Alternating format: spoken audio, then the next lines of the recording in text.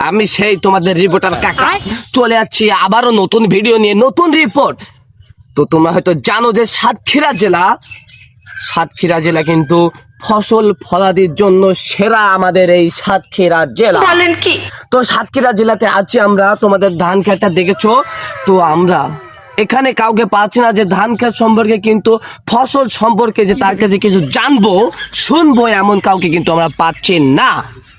তো আমরা এখন কি করব, দেখা যাক কি করা যায়, তোমরা সাথে থাকো। এই দাদা আমি উত্তর দেব।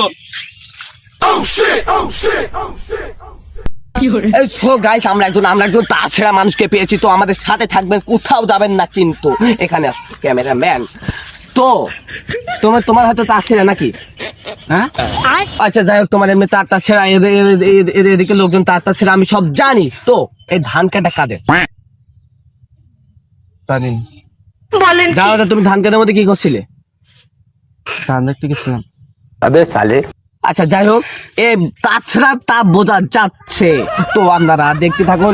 তোমার বাড়ি তো এখানে নাকি? হ্যাঁ। আমাকে চিনো? না।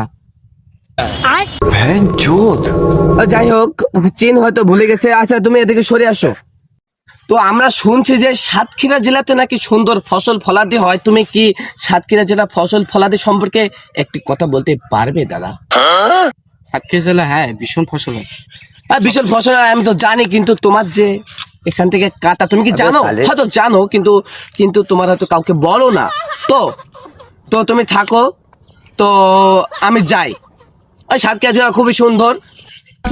তো এই মালদা বলো, তাছাড়া বলো, তাই থাকেন তাহলে সবাই। নেক্সট ভিডিওতে আপনাদের স্বাগতম।